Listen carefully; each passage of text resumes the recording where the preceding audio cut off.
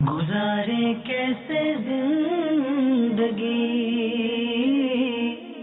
آؤ علماء سے پوچھ لیں، آئے جو مشکل پیش کوئی، آؤ علماء سے پوچھ لیں۔ الحمدللہ رب العالمین والصلاة والسلام علی سید المرسلین، اما بعد فاعوذ باللہ من الشیطان الرجیم، بسم اللہ الرحمن الرحیم۔ الصلاة والسلام علیک یا رسول اللہ، الصلاة والسلام علیک یا حبیب اللہ، الصلاة والسلام علیک یا نبی اللہ، وَعَلَىٰ آلِكَ وَأَصْحَابِكَ يَا نور اللہ۔ میٹھے میٹھے اسلام بھائیوں، دارالافتاء اہل سنت کے سلسلے کے ساتھ الحمدللہ ہم حاضر ہیں۔ سوالات کے آغاز سے پہلے درود پاک کی فضیلت سنتے ہیں۔ نبی کریم صلی اللہ تعالی علیہ وآلہ وسلم نے ارشاد فرمایا، جو کوئی شخص مجھ پر ایک مرتبہ درود پاک پڑھتا ہے، اللہ تعالیٰ اس پر 10 رحمتیں نازل فرماتا ہے۔ صلو علی الحبیب صلی اللہ تعالی علی محمد صلی اللہ تعالی علیہ وآلہ وسلم۔ سوالات کو شامل سلسلہ کرتے ہیں۔ یہ ہمیں پہلی کال سنائی ہے۔ میں غلام حی الدین ضیاء کوٹ سے بات کر رہا ہوں۔ میرا مفتی صاحب سے سوال ہے، کیا عورتوں کو بال کٹوانا جائز ہے؟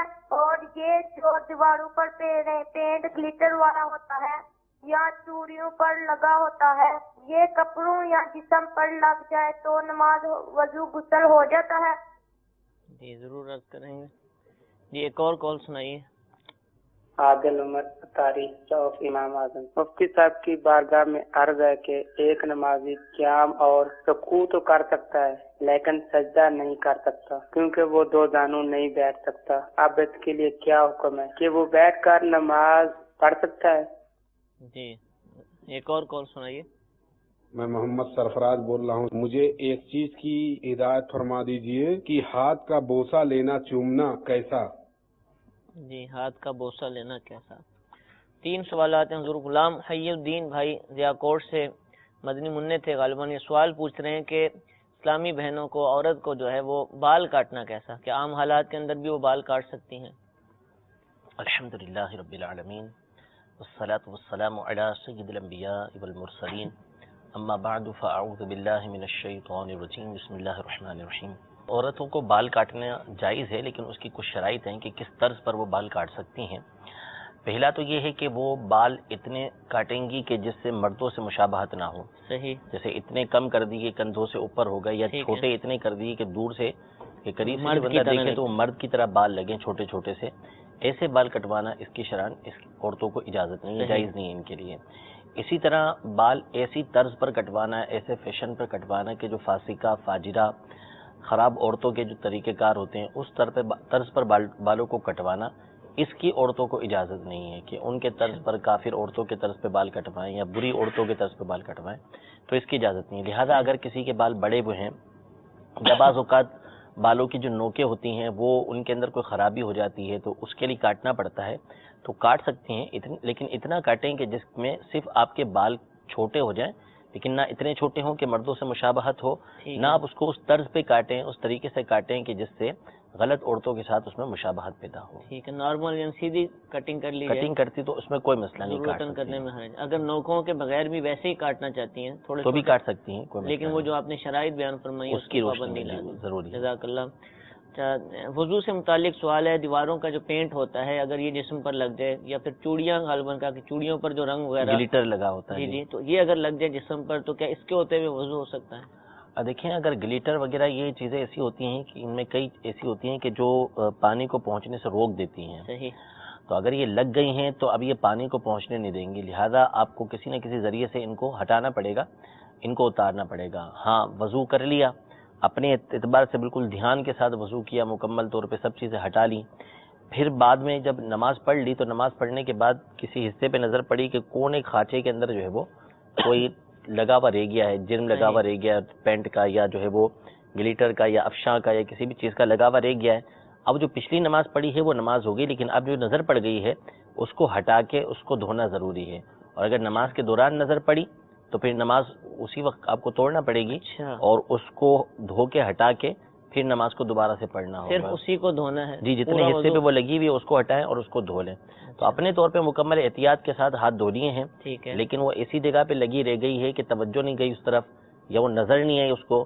اب اس کو نماز کے بعد نظر آئی تو پچھلی نماز اس کی ہو گئی، اس کو دھو کے اب جو ہے وہ اگلی نمازوں کو وہ پڑھے گا. حضور اصل میں یہ اب جیسا گھر میں پینٹ ہو رہا ہے تو پینٹ لگ گیا، یا اسلامی بہنوں نے چوڑیاں پہنی یا کچھ اس طرح کے زیور استعمال کیے کہ افشاں لگ گئی، وہ تو قلیل مقدار میں ہوتی ہے. جو اس شے کا کام کرتے ہیں، رنگ ساز ہیں، یا جو چوڑیاں بنا رہا ہے اس پر رنگ کر رہا ہے، جو ان چیزوں کا کام کرتے ہیں ان کا تو بہت زیادہ ہوتا ہے. اب مثال کے طور پر عصر کی نماز پڑھنی ہے، عصر میں صاف کیا، مغرب تک تو فارغ نہیں رہے گا، دوبارہ کام کرے گا کہ مغرب میں دوبارہ صاف کرنے بیٹھے؟ صاف تو کرنا پڑے گا اس کو، صاف کر کے وہ وضو کرے گا. اصل میں نے اس کی نا کہ جن چیزوں کی احتیاج ہوتی ہے بندے کو کہ وہ یہ کام کر رہا ہے، تو اگر وہ رہ گیا، ٹھیک ہے، توجہ نہ رہی، رہ گیا تو نماز اس کی ہو جائے گی. ٹھیک ہے، لیکن اس کا مطلب یہ نہیں ہے کہ اس کو اس بات کی اجازت مل جائے کہ اب وہ جیسا لگا پڑا ہے ویسے ہی وہ نماز پڑھنا شروع کر دے.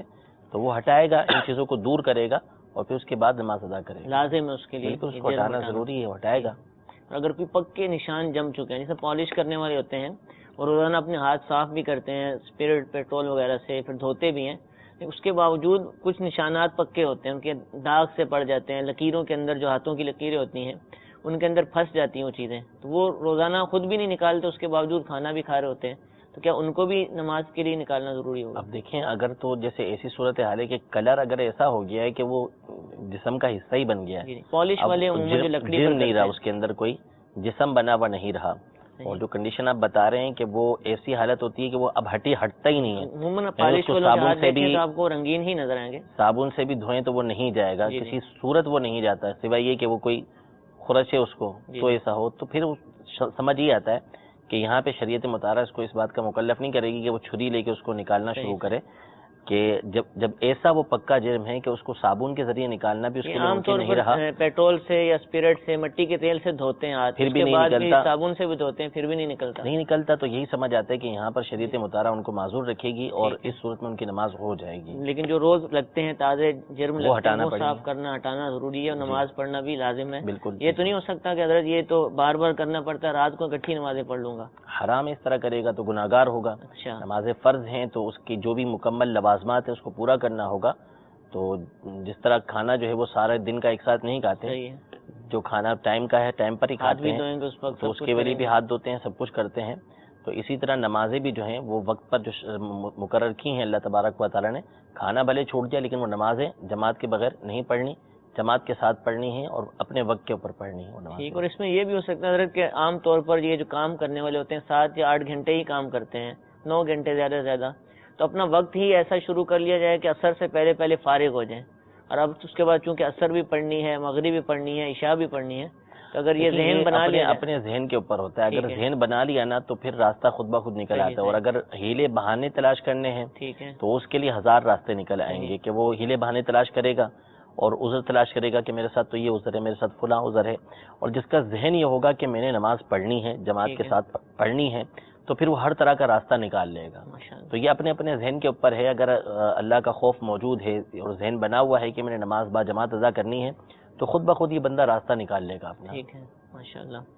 جی، دوسرا سوال نمازی سے متعلق ہے، معذور سے متعلق ہے کہ کوئی شخص ایسا ہے کہ قیام بھی کر سکتا ہے، رکوع بھی اس سے کیا جاتا ہے، لیکن سجدہ کرنے پر قادر نہیں ہے، سجدہ کرنے میں اس کے گھٹنوں وغیرہ میں تکلیف ہوتی ہے، تو اب یہ نماز کیسے پڑھے گا؟ بیٹھ کر پڑھے گا، کرسی پر پڑھے گا، کیا سجدہ لازم ہے اس پر؟ اشارے کرے گا، کیا ہوگا؟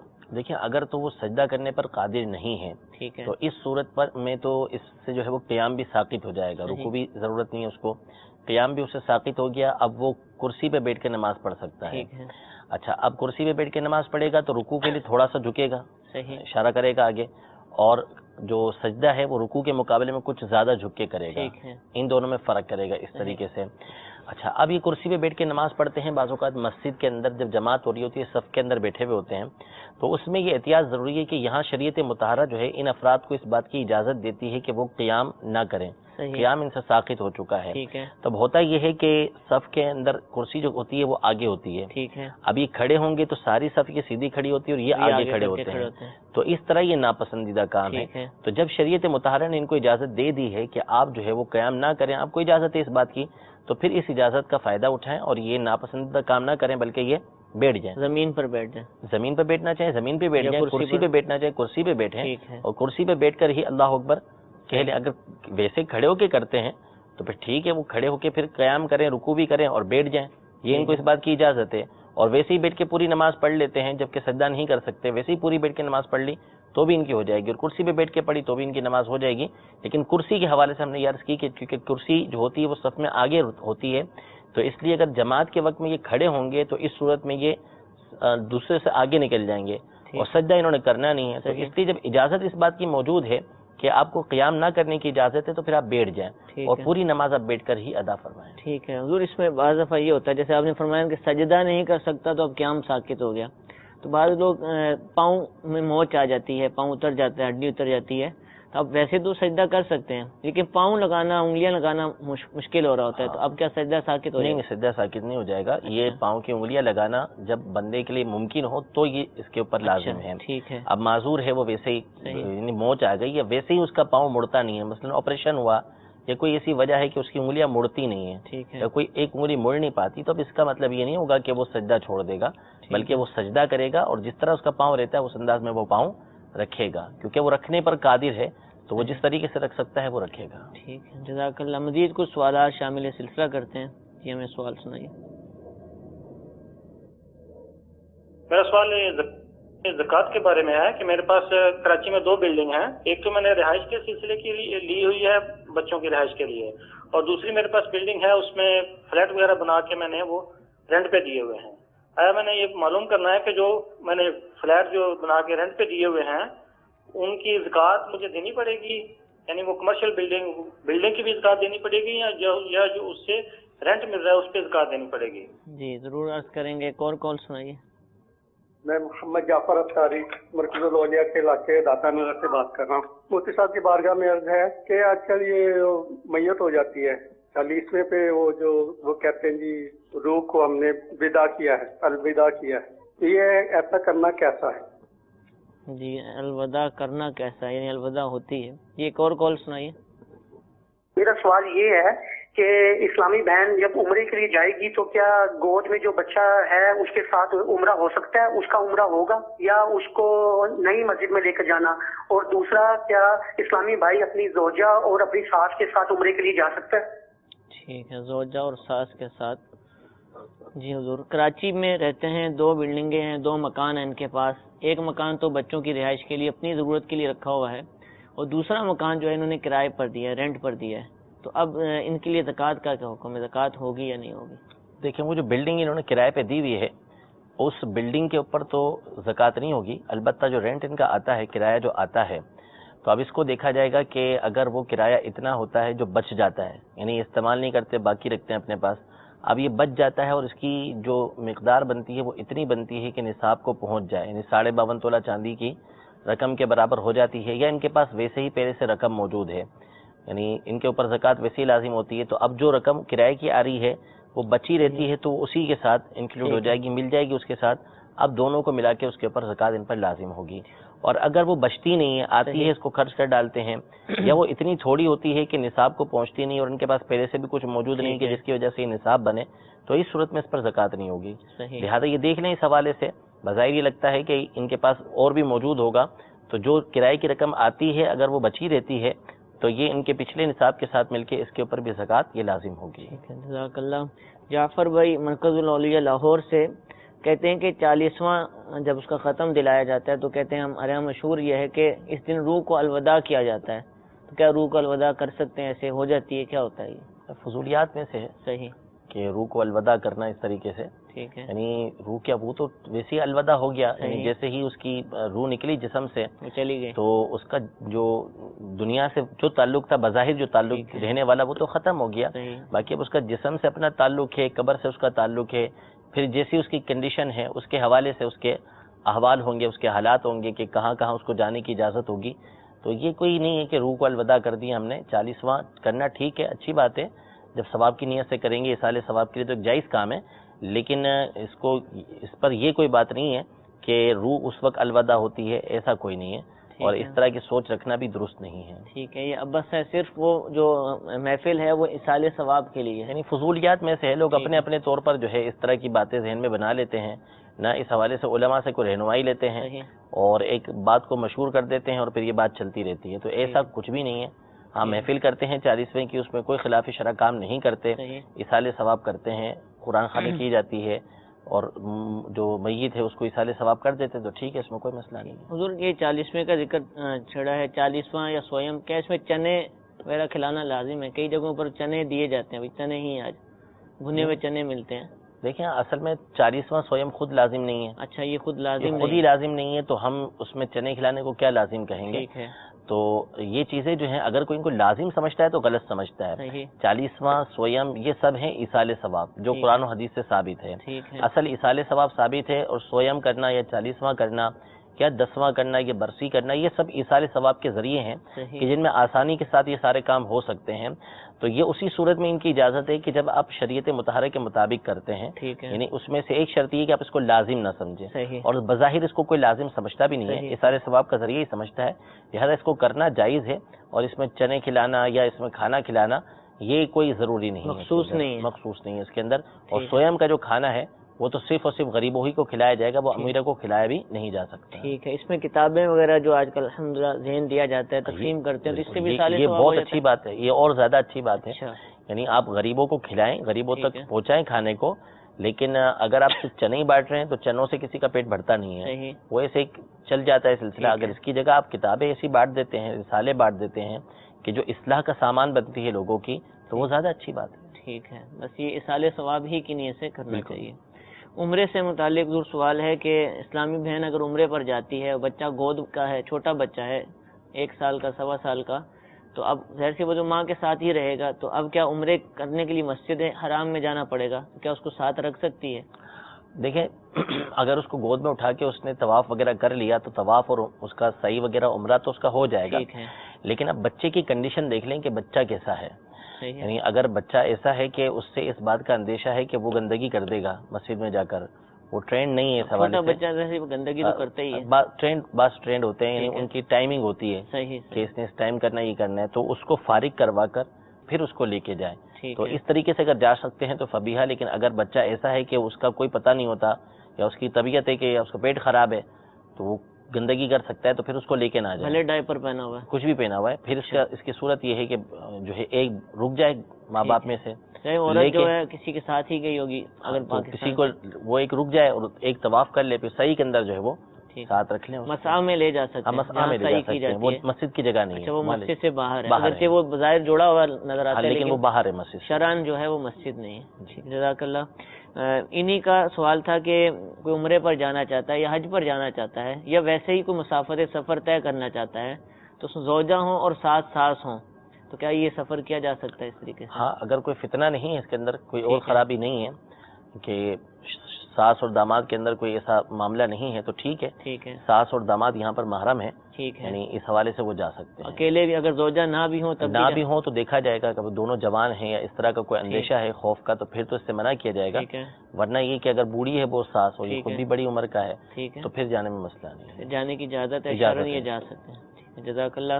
مزید کچھ سوال شامل سلسلہ کرتے ہیں جی. ہمیں اگلی کال سنائیے.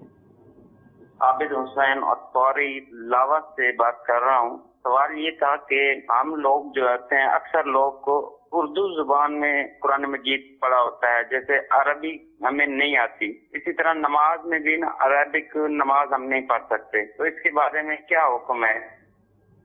جی اس کے بارے میں ضرور بتائیں گے کہ کیا حکم ہے جی. ایک اور کال سنائیے. میرا مفتی صاحب کی بارگاہ میں عرض ہے کہ سر اگر جس طرح انسان ایک بندہ کفری کلمات کہہ دیتا ہے تو اس کا نکاح ٹوٹ جاتا ہے، عورت کا بھی نکاح ٹوٹ جاتا ہے، اس طرح کیا وہ عورت عدت گزارنے کے بعد وہ نکاح پھر پڑھایا جائے گا یا ویسے؟ جی بہت اچھا سوال پوچھا ہے جی عابد حسین بھائی حضور، یہ مسئلہ عام ہے اور انہوں نے اچھی بات کہی کہ کیونکہ ہم لوگ عربی نہیں ہیں، پاکستان میں رہتے ہیں، کوئی اردو بولنے والا ہے، کوئی سرائکی بولتا ہے، کوئی سندھی بولتا ہے، کوئی ہندکو بولتا ہے، مختلف زبانیں اپنے اپنے لہجے ہیں ہر ایک کے. تو اب قرآن پاک جو عموماً سیکھتے ہیں لوگ، کسی باجی سے سیکھ لیا، کسی جگہ جا کر سیکھ لیا، تو وہ تجوید اور قراءت کے ساتھ نہیں پڑھا جاتا. قاعدہ تو پڑھا جاتا ہے لیکن وہ قاعدہ بھی بغیر تجوید ہی کے پڑھا جاتا ہے. تو اب کوئی اپنے اردو لہجے میں قرآن پاک کی تلاوت کر رہا ہے، کوئی سندھی میں کر رہا ہے، کوئی اپنی زبان میں کر رہا ہے، تو کیا اس طرح کرنے سے تلاوت درست ہو جائے گی، ثواب ملے گا یا گناہ ملے گا؟ اور پھر اسی طرح اسی لہجے کے اندر نماز کے اندر اگر قرآن مجید کو پڑھا جائے کہ جو عربی لہجہ نہ ہو تو کیا نماز ہو جائے گی؟ دیکھیں، ایک تو ہے قرآن کے کچھ واجبات، ٹھیک ہے، ضروری چیزیں کہ تجوید ہے کہ جو مخارج ہیں، جس انداز میں حروف کو ادا کرنا ہے، ہا اور ہا کے درمیان فرق، عین حمزہ کے درمیان فرق، سین سا کے درمیان فرق، زا غوق دال کے درمیان فرق، ان الفاظوں کے درمیان فرق کرنا، یہ صحیح، ان چیزوں کی رعایت ہی کرنا ضروری ہے. مدہ پورا کرنا، حرکت کو نہ کھینچنا، ٹھیک ہے، یعنی یہ جو چیزیں ہیں یہ ہیں واجبات میں سے، ان کو پورا کرنا تو یہ ہے لازم بندے کے اوپر. تو جو چیزیں واجبات میں سے ہیں، ضروریات میں سے ہیں، وہ چاہے آپ نماز کی حالت میں ہوں یا نماز کے علاوہ ہوں، ان کو ادا کرنا یہ ضروری ہے. کسی بھی زبان سے تعلق رکھتا ہوں، جی کسی بھی زبان سے. ہم لوگ اردو بولتے ہیں تو اردو زبان عربی کے قریب ہے کچھ، تو یہ پاکستان والے اگر عربی سیکھتے ہیں، تلفظ سیکھتے ہیں تو صحیح ادا کر لیتے ہیں.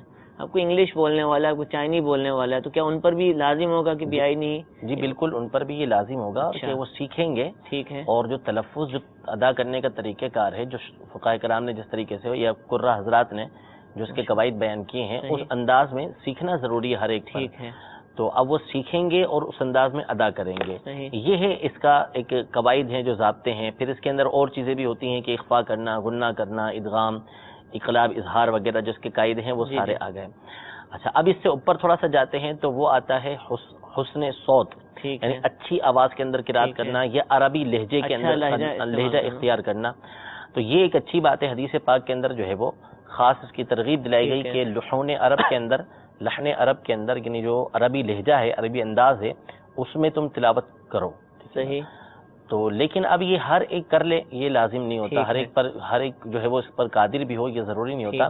تو اچھے سے اچھے انداز میں قرآن پڑھنے کی یہ کوشش کرنا چاہیے. لیکن اگر کسی نے تجوید کی رعایت مکمل کر لی، مخارج صحیح طریقے سے ادا کیے، اس نے صحیح طریقے سے قرآن پاک پڑھا، اب اس کا لہجہ جو ہے وہ عربی نہیں ہے، تو اس صورت میں وہ قرآن پاک کے پڑھنے کا انشاءاللہ ثواب بھی پائے گا، نماز بھی اس کی ہو جائے گی، اور نماز کے علاوہ بھی پڑھے گا تو قرآن پاک پڑھنا اللہ کی بارگاہ میں انشاءاللہ امید ہے کہ وہ قبول ہوگا.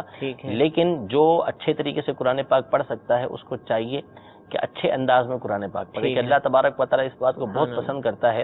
امام غزالی رحمۃ اللہ تعالی علیہ نے ایک بات یہ نقل کی ہے کہ جیسے گانے کے شوقین لوگ ہوتے ہیں نا، کہ جس طرح وہ گانا گانے والی کے گانے سننے کو سنتے ہیں نا، اس سے بھی زیادہ شوق سے اللہ تبارک و تعالیٰ قرآن پڑھنے والے کے قرآن کو سنتا ہے. سبحان اللہ. اللہ تبارک و تعالیٰ قرآن، یعنی اللہ تعالیٰ اس کے قرآن پڑھنے کو سنتا ہے. سبحان اللہ. بہت شوق کے ساتھ اللہ تبارک و تعالیٰ، یعنی یہ شوق سے مراد یہ کہ اللہ تبارک و تعالیٰ اس بات کو بہت زیادہ پسند فرماتا ہے قرآن پڑھنا. تو جو جتنے اچھے انداز میں قرآن پاک پڑھے گا اللہ تبارک و تعالیٰ اس سے زیادہ اتنا ہی زیادہ اس سے خوش ہوگا. یعنی ہمیں ترغیب کے لیے اللہ تعالیٰ تمہاری ہر بات سنتا ہے. تو اصل تو یہی ہے کہ قرآن پاک اس کی خاص توجہ ہوتی ہے. سبحان اللہ، ماشاءاللہ. تو اب اس کی رحمتیں بھی اس کے اوپر زیادہ ہو جائیں گی، بہت زیادہ بڑھ جائیں گی. لیکن تجوید سے کم از کم پڑھنا کہ جس سے جو واجبات ہیں وہ ادا کرنا ضروری. اب یہ ہمیں حضور کیسے پتہ چلے گا کہ میرے جو ہے نا واجبات ہوتے ہیں؟ کیونکہ ہر ایک سمتا میں نے تو پڑھا ہوگا ہے اور ساری عمر گزر جاتی ہے، وہ قرآن پاک پڑھتے رہتے ہیں، کئی قرآن پاک ایک ماہ میں بعض دفعہ ختم کر لیتے ہیں. تو ابھی اب یہ کیسے پتہ چلے گا کہ میرا جو قرآن پڑھا ہوا ہے یہ واقعی شرعی تقاضوں کے مطابق ہے یا نہیں؟ میں قراءت نہیں کر سکتا، میں بہت زیادہ وہ صوت جو آپ فرما رہے ہیں کہ جو بھی، لیکن عام طور پر جو پڑھنا ضروری ہے مجھ پہ، یہ کیسے پتہ چلے گا؟ یہ تو ظاہر سی بات ہے کہ جو بھی کام کوئی کرنا چاہے گا، چاہے کسی بھی فن کو، دنیا کے فن کو بھی وہ سیکھنا چاہے گا تو وہ اسی وقت سیکھے گا جبکہ اس فن کے ماہر کے سامنے آئے گا. صحیح. تو جو قرآن پاک ہے اس کے لیے بھی قراء حضرات موجود ہیں، قاری موجود ہیں، تو ان کو اپنا قرآن پاک سنائے اور جو اچھا پڑھ سکتے ہیں ان کے سامنے قرآن پاک پڑھ کے سنائے تو اس سے اس کو پتہ چل جائے گا کہ میرا قرآن پاک درست ہے یا نہیں ہے. تو جس طرح دنیا کے ہر کام کے لیے ہم کسی نہ کسی سے رابطہ کرتے ہیں، اسے سیکھتے ہیں، تو اسی طرح آخرت کا جو ذریعہ ہے اللہ تبارک و تعالیٰ کی بارگاہ میں مقام حاصل کرنے کا، وہ قرآن پاک کی تلاوت ہے. تو اس کو بھی جو ہے وہ کسی نہ کسی اچھے قاری کے پاس جو ہے وہ سنا کر اپنے قرآن پاک کو درست کرنے کی ہر ایک پر کوشش لازم ہے کہ وہ اچھی طریقے سے قرآن پاک کو سیکھنے کی کوشش کریں. یعنی ہم یہ کہہ سکتے ہیں کہ اگر جیسا میں نماز کی برکتیں بیان کی گئی ہیں، قرآن میں اس کے بارے میں فضیلتیں بیان کی گئی ہیں کہ برائی بے حیائی کے کاموں سے روکتی ہے، اس کے علاوہ بھی حدیث میں بہت زیادہ فضیلتیں ہیں، تو اب جس کو حاصل نہیں ہو رہی تو کہ ہم یہ کہہ سکتے ہیں کہ ہو سکتا ہے کہ اس کا قرآن نماز میں ٹھیک نہ ہو، اس وجہ سے نماز کا فائدہ حاصل نہیں ہو رہا؟ جی بالکل ہو سکتا ہے، کیونکہ جو نماز کی آیت ہے ان الصلاۃ تنہی عن الفحشاء والمنکر، اس کے تحت علماء نے یہی لکھا ہے کہ ہم دیکھتے ہیں کہ بہت سے لوگ نماز پڑھتے ہیں لیکن نماز پڑھنے کے باوجود وہ برائیوں سے نہیں رکتے. تو اس کی ایک وجہ یہ بیان کی گئی ہے کہ بندہ صحیح طریقے سے نماز ادا کرتا نہیں ہے. کئی بار ایسا ہوتا ہے کہ اس کی طہارت ہی درست نہیں ہوتی، تو پھر اس وجہ سے وہ بے حیائیوں سے روک نہیں سکتا، بری باتوں سے روک نہیں سکتا، تو قصور اس کا اپنا ہوتا ہے. صحیح، یعنی وہ سارا فیل کر رہا ہے، وقت بھی دے رہا ہے لیکن وہ صحیح طریقے سے نہیں کر رہا، تو اس کا نتیجہ لیکن اس کا مطلب ہرگز یہ نہیں ہے کہ بندہ چھوڑ کے بیٹھ جائے. ٹھیک ہے نا، کیونکہ اصل چیز آخرت ہے، اور آخرت کو سنوارنے کے لیے سب سے بنیادی چیز جو ہے وہ کلمہ توحید کے بعد نماز ادا کرنا ہے. لہٰذا نماز صحیح ادا کرنا یہ ضروری ہے، اور نماز صحیح ادا اسی وقت ہوگی جب آپ کا قرآن پاک درست ہوگا، کم از کم تجوید کے مطابق جو ہے آپ کا قرآن پاک یہ درست ہونا. کام بھی ایسا ہے حضور، کوئی کام کرنا ہوتا ہے چند دنوں کے لیے تو اس کو بھی ہم سیکھنے جاتے ہیں. تو اب یہ نماز تو ساری عمر پڑھنی ہے، جب تک اللہ تعالیٰ نے ہم پر لازم فرمایا ہمیں پڑھنی ہے، تو اس کے لیے ہم تھوڑا سا بھی وقت نہیں دے پاتے. تو ہمیں کوشش کرنی چاہیے کہ نماز کو سیکھیں. بالکل سیکھنا چاہیے، نماز کو بھی سیکھنا چاہیے، قرآن پاک. اب جو بوڑھا ہو گیا ہے 60-70 سال عمر ہوگی وہ بھی سیکھے گا، یا بولے اب تو چلو ہو گیا سو ہو گیا، اس کو کھانا نہ ملے، ٹھیک ہے، اور اس پر شرط یہ کر دی جائے کہ تم نے فلاں کام کرنا ہے تو فلاں کام کرنے کے اوپر ہی تمہیں کھانا ملے گا، ٹھیک ہے، تو اب وہ جان توڑ کے بھی وہ کام سیکھنے کی کوشش کرے گا، کیونکہ کھانے کے ذریعے اس کی زندگی باقی رہے گی. تو اب یہ جو قرآن پاک ہے، نماز ہے، تو ظاہر سی بات ہے کہ اس سے اخروی زندگی ہماری قائم ہے. تو جس طرح دنیاوی زندگی میں 60 سال کا ہو یا 70 سال کا ہو وہ اپنے کھانے کے لیے سیکھنے کی کوشش کرے گا، تو اسی طرح آخرت کی زندگی کو سنوارنے کے لیے بھی ان چیزوں کو سیکھنا اس پر لازم ہوگا. ٹھیک ہے، تو اب یہ کوئی ذریعہ بھی آپ ارشاد فرما دیں کہ بہترین ذریعہ دعوت اسلامی کی جو اپنا VCDs بھی نکلی ہوئی ہیں الحمدللہ کہ جس میں قاری صاحب جو ہے وہ قرآن پاک پڑھنا سکھاتے ہیں، وہ لے لیجئے. اس کے ذریعے سے آپ دیکھیے کہ آپ صحیح پڑھ رہے ہیں نہیں پڑھ رہے. اگر آپ کے قریب میں جو ہے وہ مدرسۃ المدینہ موجود ہے تو وہاں پہ کسی قاری کی خدمت حاصل کیجیے، ان کے ذریعے سیکھنے کی کوشش کیجیے. ٹھیک ہے، اور الحمدللہ دعوت اسلامی کے ادنی مراکز کے اندر نماز کورس کروایا جاتا ہے. آپ کسی بھی جگہ رہتے ہیں، کسی بھی وقت تشریف لائیں، سال کا کوئی بھی دن ہو، آپ مدنی تربیت گاہ پہ تشریف لے آئیے. نماز کورس کے نام پر ایک کورس ہوتا ہے، اور اس کی کوئی مدت نہیں کہ اتنے دن کا کورس. جب آپ کی نماز درست ہو جائے گی آپ کا کورس مکمل ہو جائے گا. تو جو اسلامی بھائی کسی بھی عمر کے ہیں اور وہ نماز کے صحیح مسائل سیکھنا چاہتے ہیں تو اس کورس میں شرکت کر سکتے ہیں. انشاءاللہ مبلغین دعوت اسلامی ہمیں یہ کورس ضرور سکھائیں گے، اس کے ذریعے ہمیں ہماری نماز درست ہو جائے گی. اور اس کے علاوہ بھی ایک بہت اچھا ذریعہ ہے الحمدللہ، اور لوگ اس ذریعے کو اپناتے ہیں، ان کی نمازیں درست ہوتی ہیں، نماز پڑھنے کا جذبہ حاصل ہوتا ہے، قرآن پاک کو صحیح انداز سے پڑھنے کا جذبہ حاصل ہوتا ہے. اور وہ ہے دعوت اسلامی کے مدنی قافلوں میں سفر. الحمدللہ مدنی قافلوں میں جہاں دیگر فرائض علوم سکھائے جاتے ہیں وہاں سب سے زیادہ جو زور دیا جاتا ہے وہ نماز کے مسائل پر ہوتا ہے. نماز کی بنیادی باتیں، نماز کے شرائط، نماز کے فرائض الحمدللہ یہ مدنی قافلوں میں سکھائے جاتے ہیں. تو تمام اسلامی بھائی سے مدنی التجا ہے کہ امیر اہل سنت دامت برکاتہم العالیہ الحمدللہ ترغیب دلاتے ہیں کہ ہر اسلامی بھائی کو چاہیے کہ ہر ماہ میں کم از کم 3 دن کے مدنی قافلے میں ضرور سفر فرمائے. تو یہ سفر کرتے رہیں گے تو انشاءاللہ عز و جل ہمیں نماز پڑھنے کا جذبہ ملے گا، نمازیں درست کرنے کا جذبہ حاصل ہوگا. جی پہلے جذبہ حاصل ہوگا تو پھر ہی ہم اس طرف بڑھیں گے، کورس کرنے کی کوشش کریں گے، علماء سے ملاقات کریں گے، کتابیں پڑھنے کا موقع ملے گا. انشاءاللہ پھر ہماری نمازیں بھی درست ہو جائیں گی اور قرآن پاک بھی درست ہو جائیں گے. اور قرآن پاک کو صحیح پڑھنے کا جو آپ سیکھنا چاہتے ہیں، آپ کسی بھی عمر کے ہیں، بالغ ہیں، بڑی عمر کے ہیں، تو الحمدللہ دعوت اسلامی کا بہت ہی پیارا مدنی کام مدرسۃ المدینہ بالغان الحمدللہ دنیا بھر میں، پاکستان سے باہر کم و بیش دنیا بھر میں جہاں جہاں دعوت اسلامی کا مدنی کام ہے الحمدللہ بے شمار مقامات پر مدرسۃ المدینہ بالغان الحمدللہ عشاء کی نماز کے بعد عموماً یہ 41 منٹ کے ہوتے ہیں، بعض جگہوں پر اور بھی اوقات ہوتے ہیں، عصر کے بعد بھی ہوتے ہیں، فجر کے بعد بھی بعض جگہوں پر ہوتے ہیں. تو آپ جہاں پر بھی رہتے ہیں اپنے قریبی مدرسۃ المدینہ بالغان میں بھی شرکت کر سکتے ہیں. وہاں پر ہمیں انشاءاللہ عز و جل باقاعدہ قرآن پاک کو تجوید کے ساتھ پڑھنا سکھایا جائے گا، مدنی قاعدہ پڑھایا جاتا ہے، اس کے بعد قرآن پاک کی تعلیمات دی جاتی ہیں، فرض علوم سیکھنے کا بھی موقع ملتا ہے. تو اس ذریعے کو اپنانے سے انشاءاللہ عز و جل قرآن پاک کو درست کرنے کا موقع حاصل ہوگا. بہرحال آپ مدرسے میں تشریف لائیں یا نہ لائیں، قرآن پاک کو بہرحال سیکھنا، اس کو درست انداز میں پڑھنا ہم پر لازم ہے. اللہ تعالیٰ ہم سب کو علم دین حاصل کرنے کی توفیق عطا فرمائے. دوسرا سوال کفریہ کلمات سے متعلق ہے. اس میں دو باتیں، انہوں نے جو پوچھا کہ جب کوئی کفریہ کلمہ بولتا ہے تو میاں بیوی کا نکاح ٹوٹ جاتا ہے، تو اب دوبارہ اگر نکاح کرنا ہے تو کیا عدت گزارنا عورت کے لیے ضروری ہے یا فوراً نکاح ہو سکتا ہے؟ تو اس میں میں پوچھنا چاہوں گا کیا ہر کفریہ کلمے سے نکاح ٹوٹ جاتا ہے؟ جیسے یہ بظاہر تو کہہ رہے ہیں کفریہ کلمہ بولتا ہے تو نکاح ٹوٹ جاتا ہے، تو یہ دونوں باتوں کی وضاحت. جو کفر التزامی ہے یعنی جس میں سری کفر بکا ضروریات دین میں سے کسی ضروریت دینی کا انکار ہوا، اس کے اندر ضروری بات کا دین کا، تو اس میں تو نکاح بھی ٹوٹ گیا اور اس ایمان سے بھی بندہ خارج ہو گیا. جب ایمان سے خارج ہو گیا تو پھر وہ نکاح بھی ٹوٹ گیا. تو اس میں تجدید ایمان، پھر اس کے بعد نکاح کی تجدید کرنا یہ لازم ہوتا ہے، یعنی دوبارہ کلمہ پڑھنا اور دوبارہ نکاح کرنا یہ ضروری ہوتا ہے. اسی طرح جو کفر لزومی ہوتا ہے اس میں بھی حکم یہی ہوتا ہے کہ تجدید ایمان کرے گا اور تجدید نکاح اس کو کرنا ہوگا. تو بہرحال اگر کچھ بھی کلمہ کفر بکا ہے تو اس صورت میں جسے اسی عورت سے دوبارہ نکاح کرنا ہے اس کو، تو اس میں عدت گزارنا لازم نہیں ہے. توبہ کی اور اسی دوران ان دونوں کا آپس میں دوبارہ نکاح یہ کروایا جا سکتا ہے. گواہ وغیرہ بھی ہوں گے، بالکل، مہر بھی ذکر کیا جائے گا. ہاں اگر سری کلمہ کفر بکا ہے تو پھر اس میں دوبارہ جو ہے وہ نئے مہر کے ساتھ. جی بالکل ٹھیک ہے، تو وہ نکاح کر سکتے ہیں لیکن عدت کی حاجت نہیں ہے، وہ وہاں پہ حاجت نہیں. ٹھیک ہے، تو اب یہ کفر کا فیصلہ خود ہی کر لیں گے ہم لوگ؟ نہیں، ظاہر سی بات ہے کہ اس کے لیے تو ہاں ایک سری کفر ہے، جیسے نعوذ باللہ کو سیدھا سیدھا اللہ کے وجود کا انکار کر دیتا ہے، کہ نعوذ باللہ صراحتاً قرآن کی توہین کرتا ہے، یا نبی کے کریم صلی اللہ تعالیٰ علیہ وسلم کی رسالت کا نعوذ باللہ کو انکار کرتا ہے، یا اس طرح کی کوئی بات کا انکار کرتا ہے، تو ایک سری بات ہے، وہ تو سب بچہ جانتا ہے کہ اب یہ کفر بن گیا، وہ ایک الگ بات ہے. لیکن اس کے علاوہ جو دیگر معاملات ہیں اس کے لیے جو ہے وہ علماء سے رہنمائی لینا یہ لازم ہے. ٹھیک ہے، اور اس کے بارے میں بھی الحمدللہ کفریہ کلمات کے بارے میں اگر معلومات حاصل کرنا چاہیں، ایمان کی حفاظت کا جذبہ حاصل کرنا چاہیں، امیر اہل سنت دامت برکاتہم العالیہ کی بہت ہی پیاری تصنیف کفریہ کلمات کے بارے میں سوال جواب، بہت ہی مشہور تصنیف ہے. اس کتاب کو آپ حاصل کیجئے، یہ ہر گھر کے اندر ہونا ضروری ہے کیونکہ ایمان کی حفاظت ہر مسلمان پر لازم ہے. اس کتاب کو پڑھیں گے انشاءاللہ تو ہمیں معلومات حاصل ہوں گی کہ کس کس طرح کی باتیں کہنے سے معاذ اللہ لوگ کفر میں مبتلا ہو جاتے ہیں. ہمیں ایمان محفوظ کرنے کا جذبہ حاصل ہوگا، ان باتوں سے بچنے کا بھی جذبہ حاصل ہوگا.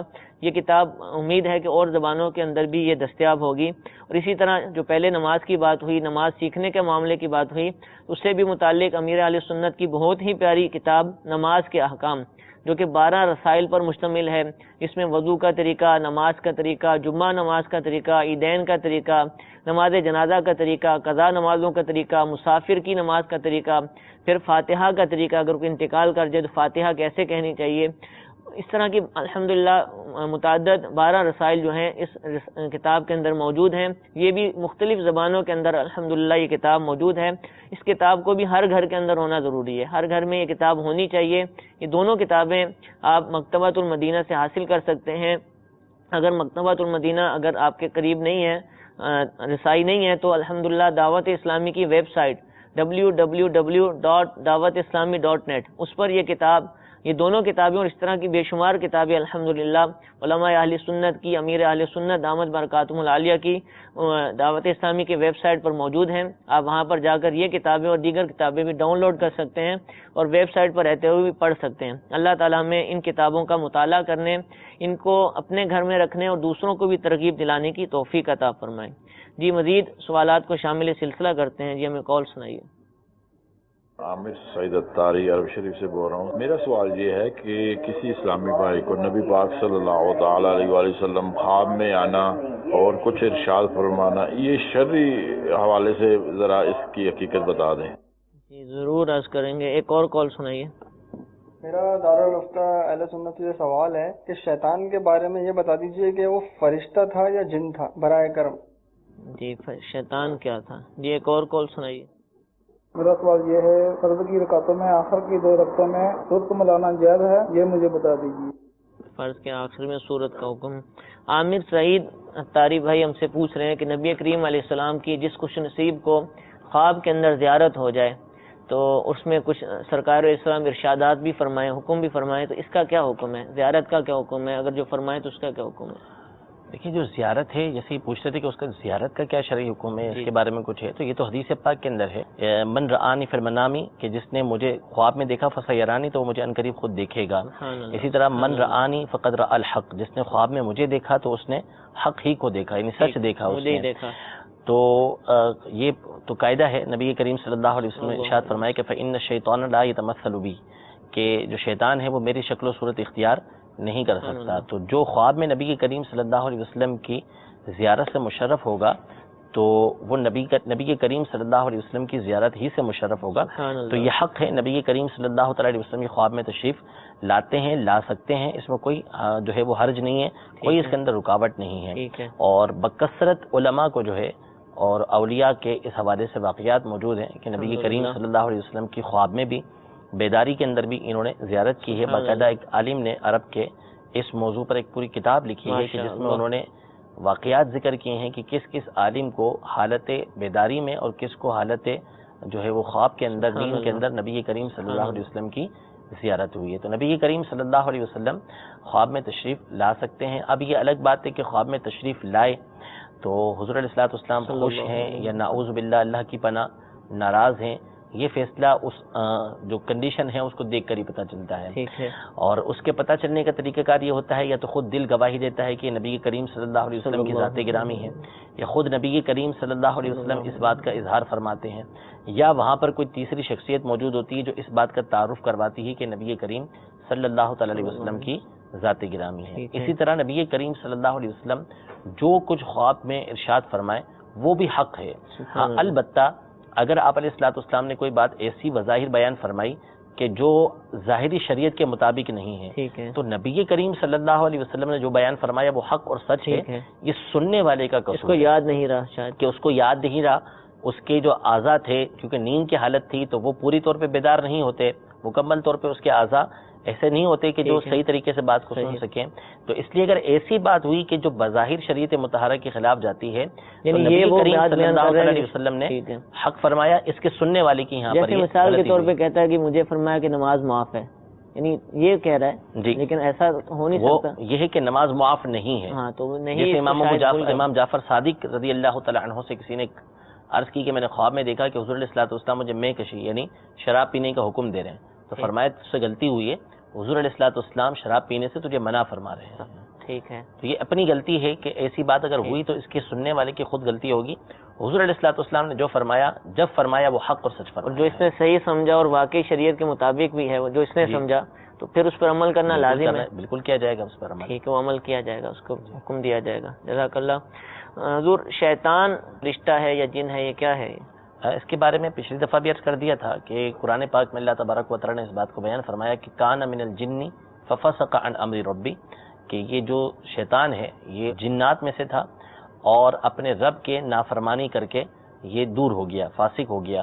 تو یہ قرآن پاک کے اندر وضاحت موجود ہے کہ کان من الجن، یہ جنات میں سے تھا. ٹھیک ہے. نماز سے متعلق سوال ہے کہ فرض کی آخری 2 رکعتوں میں سورت ملانے کا حکم دیا. اگر تو امام پڑھ رہا ہے تو امام صاحب یعنی جو پیچھے مقتدی ہے اس نے تو کچھ بھی نہیں پڑھنا، چاہے پہلی رکعت ہو، چاہے دوسری ہو یا تیسری چوتھی رکعت ہو. اور امام صاحب اگر تلاوت کر رہے ہیں تو ان کو چاہیے کہ نہ ملائیں، تیسری اور چوتھی رکعت کے اندر ان کو نہیں ملانا چاہیے. اور مقتدیوں کے اوپر گرا گزرتا ہے، بھاری گزرتا ہے تو پھر تو ہرگز ہی نہیں ملانا چاہیے، اس کی اجازت نہیں ہے.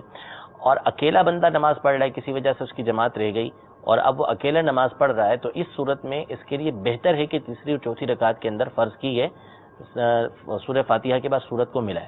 ٹھیک ہے، جزاک اللہ. ہاتھ کی لکیروں سے متعلق غالباً پوچھا تھا، ہاتھ چومنے کے ہاتھ چومنے سے متعلق سوال تھا، تو اس کی شرعی ہے؟ ہاں بالکل، ہاتھ چومنا یہ احادیث طیبہ سے ثابت ہے. سنن ابو داؤد کی حدیث پاک ہے. امام بخاری نے اپنی کتاب ادب المفرد کے اندر ایک حدیث پاک ذکر کی ہے کہ جو ہے وہ اپنا ایک قبیلہ جو ہے ربیعہ قبیلے کے افراد 45 کے قریب افراد یہ بارگاہ رسالت میں حاضر ہوئے اور جیسے ہی بارگاہ رسالت میں پہنچے تو ایک کے علاوہ یعنی ایک ان کے جو سربراہ تھے وہ باقاعدہ تیار ہو کر بارگاہ رسالت کے اندر آئے، باقی سارے کے سارے پہنچ کر نبی کریم صلی اللہ علیہ وسلم کے ہاتھ اور پاؤں کو چومنے لگ گئے. حضور علیہ السلام نے کوئی منع نہیں فرمایا. تو اسی طرح اور کتابوں کے اندر بھی یہ روایتیں موجود ہیں کہ تابعین جو ہے وہ صحابہ کے ہاتھ چومتے تھے، تابعین صحابہ کے ہاتھ چوما کرتے تھے. تو ہاتھ چومنے میں اصلاً کوئی حرج نہیں ہے، ہاتھ چومنا کوئی سجدہ کرنا نہیں ہے. تو درست ہاتھ چومے جا سکتے ہیں. جو لوگ انکار کرتے ہیں خود ان کے ہاتھ بھی چومے جاتے ہیں، اس میں کوئی منع نہیں کر رہے تھے.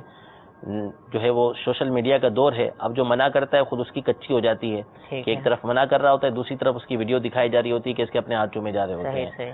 تو ہاتھ چومنے میں اصلاً کوئی حرج نہیں ہے. احادیث طیبہ میں بھی اس کی اجازت ہے. فقہاء کرام نے باقاعدہ اپنی کتابوں کے اندر اس بات کو لکھا ہے کہ ماں باپ کے ہاتھ چومنا، اپنے شیخ کے ہاتھ چومنا بالکل درست ہے، مستحب کام ہے. محل فتنہ ہو تو پھر وہ ایک الگ بات ہے، یعنی کسی اور وجہ سے اب کوئی جو ہے وہ نعوذ باللہ جو ہے وہ غیر محرم کے ہاتھ چومنے لگ جائے تو اس کی تھوڑی اجازت دی جائے گی. ٹھیک ہے. اچھا حضور، ہاتھ چومنے سے ہی ملتا جلتا سوال ہے کہ بعض لوگ سلام کرتے ہیں اور ہاتھ نہیں چومنا ہوتا لیکن جھک جاتے ہیں، تو کیا یہ اس کی اجازت ہے؟ نہیں، بالکل یہ مکروہ ہے. اور اگر حد رکوع تک جھک گئے، بالکل نیچے چلے گئے نہیں، رکوع کی حد تک پہنچ گئے تو حرام ہے، اس کی تو شرعن اجازت ہی نہیں ہے. اچھا، بعض لوگ سلام کر کے اپنا ہاتھ چوم لیتے ہیں. اپنا ہاتھ چومتے ہیں تو اس کی دو صورتیں ہیں. ٹھیک ہے. اگر تو یہ اس لیے چومتے ہیں کہ اس سے اپنی فضیلت کو دکھانی ہوتی ہے، مذاق کرتے ہیں، ٹھیک ہے، تو یہ تو مکروہ ہے. ٹھیک ہے. اور اگر ہاتھ اس لیے چومے کہ سامنے والا جو ہے وہ کوئی شخصیت ہے اور اس کے ہاتھ کی برکت لینے کے لیے اپنے ہاتھوں کو چوما تو اس میں کوئی مسئلہ نہیں. ٹھیک ہے، پھر اس صورت میں کوئی مسئلہ نہیں. کوئی مسئلہ نہیں. جزاک اللہ. میٹھے میٹھے اسلامی بھائیو، ہمارے سلسلے کا وقت ختم ہوا. الحمدللہ ہم نے آپ کی جانب سے پوچھے جانے والے سوالات کو شامل سلسلہ کیا. بہت سارا علم دین انشاءاللہ امید ہے کہ ان سوالات کے ضمن میں ہمیں حاصل ہوا ہوگا. اللہ تعالیٰ سے دعا ہے کہ ہمیں مزید علم دین حاصل کرنے، جو کچھ سیکھا اس کو یاد رکھنے، اس پر عمل کرنے کی توفیق عطا فرمائے. ہم سب کے حافظوں کو قوی فرمائے، ہمیں اپنی عبادت پر قوت عطا فرمائے، دوسروں کو بھی نیکی کی دعوت دینے، خود بھی گناہوں سے بچنے، دوسروں کو بھی بچانے کی توفیق عطا فرمائے. آمین بجاہ النبی الامین. صلو علی الحبیب صلی اللہ تعالی علی محمد صلی اللہ علیہ وآلہ وسلم. گزارے کیسے زندگی، آؤ علماء سے پوچھ لیں. آئے جو مشکل پیش کوئی، آؤ علماء سے پوچھ لیں.